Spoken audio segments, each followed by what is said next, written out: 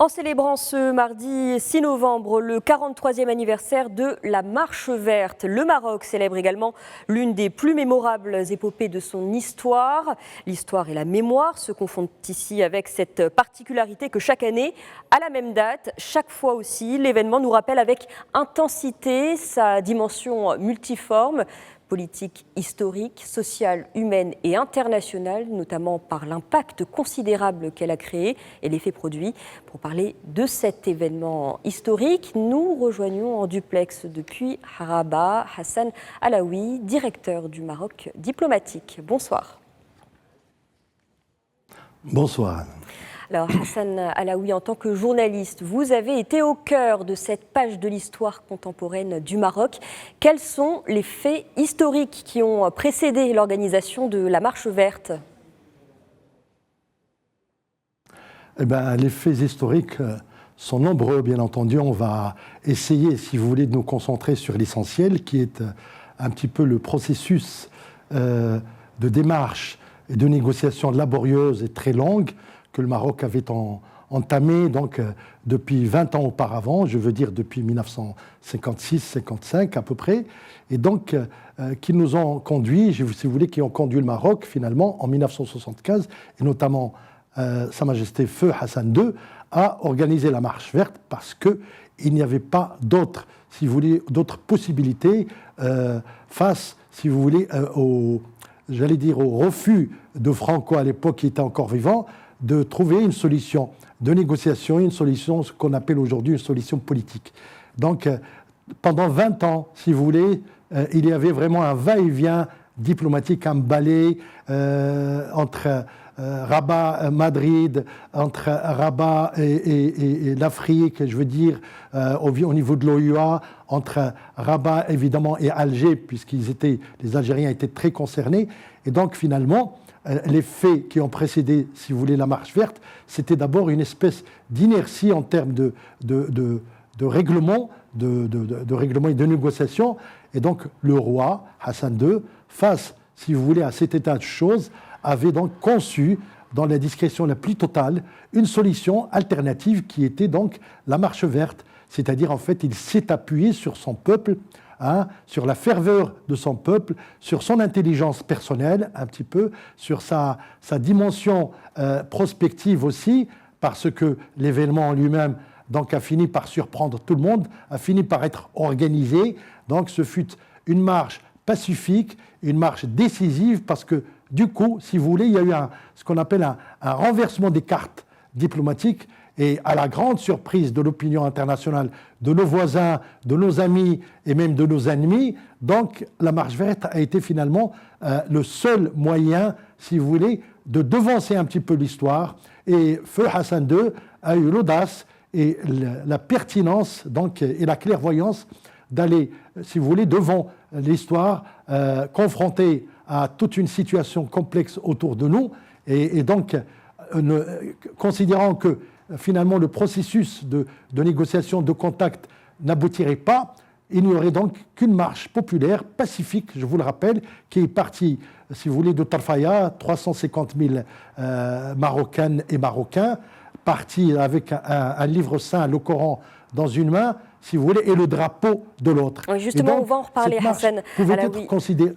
Le choix, revenons sur ce choix donc fait par Feu Hassan II d'organiser cette marche a donc bousculé en quelque sorte les relations internationales, vous nous le disiez. Est-ce que c'était là un nouveau procédé de règlement des conflits qui rompait avec la logique militaire ?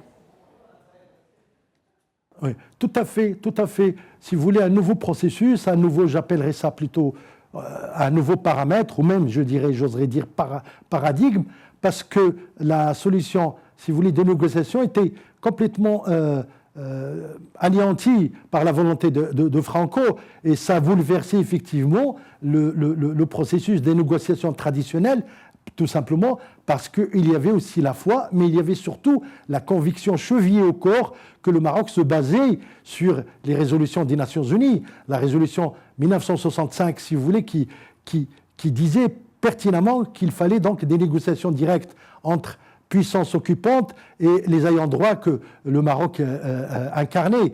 Et donc, ce n'est pas parti comme ça, c'est parti aussi donc sur le jugement de La Haye qui a été rendu le 16 octobre 1976, suivi d'un grand discours prononcé par Feu Hassan II à Marrakech pour annoncer donc la marche verte qui aurait eu lieu avec la date précise engagée du 6 novembre.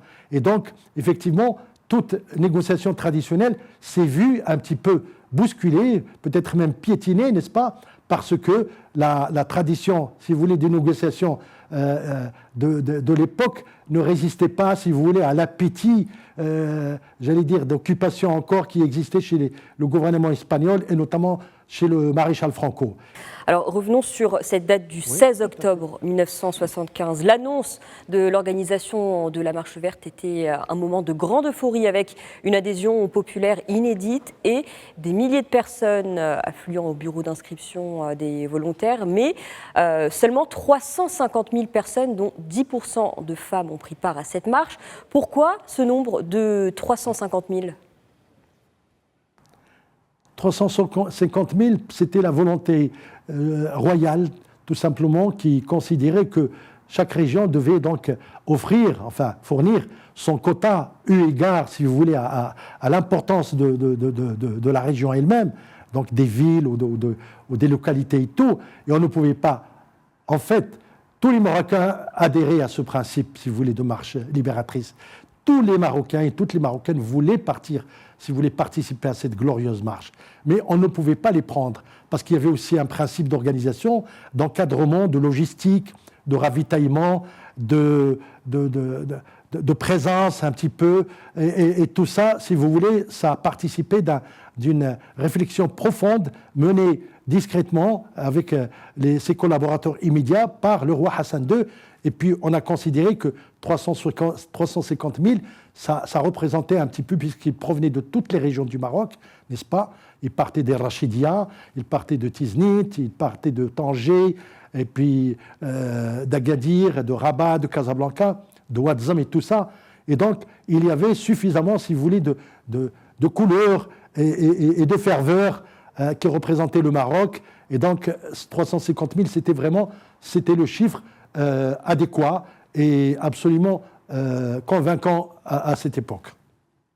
Un chiffre qui reste tout de même impressionnant, plus de 350 000 personnes. Que pouvez-vous nous dire sur le jour J, le 6 novembre au matin, quand le défunt souverain a donné le lancement de la marche?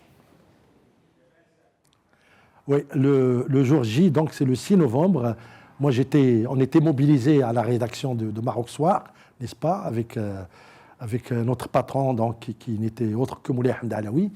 Et donc, on attendait, on était branchés sur les radios, sur les téléx des agences internationales, parce qu'il y avait énormément, je ne sais pas, plus que 1000 ou en plus de journalistes mobilisés qui étaient à pied d'œuvre, je dirais même sur le pied de guerre, entre guillemets, pardonnez-moi l'expression.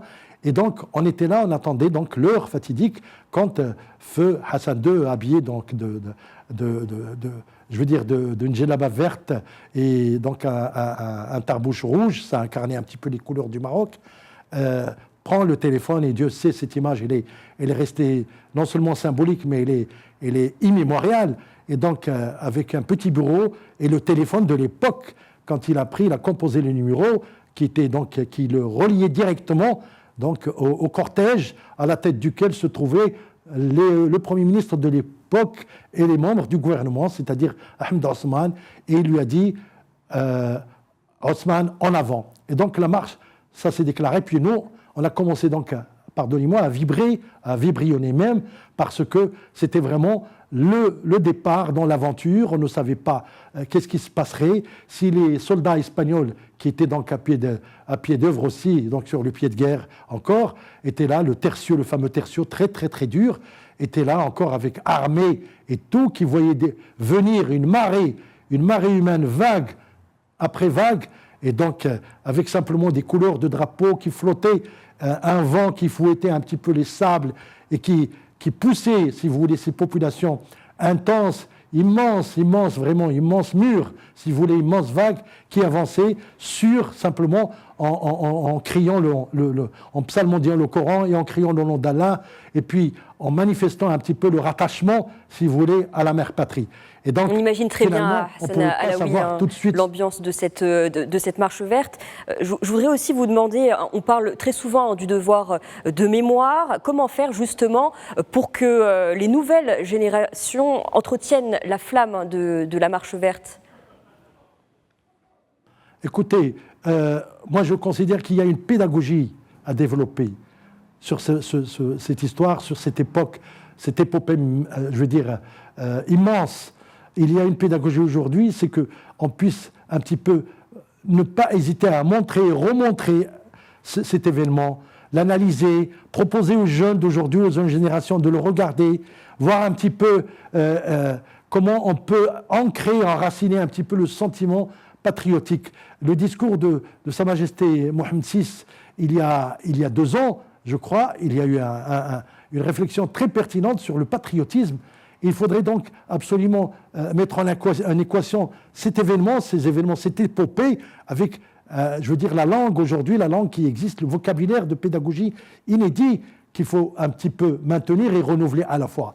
Et donc les jeunes générations ne demandent pas mieux, je suis sûr, que de redécouvrir un petit peu cette épopée qui n'est pas, pardonnez-moi, épopée qui n'est pas loin finalement, elle n'a que 43 ans. Et donc, c'est dans la mémoire, l'incruster, dans la mémoire, il faut la renouveler et surtout inviter les générations actuelles à un petit peu découvrir et peut-être même réécrire à leur manière cette histoire, l'histoire du Maroc récent, avec les moyens que nous avons. Voilà, merci Hassan Alaoui pour avoir répondu à nos questions de manière très complète. Je rappelle que vous êtes le directeur de Maroc diplomatique. Merci pour ce témoignage historique.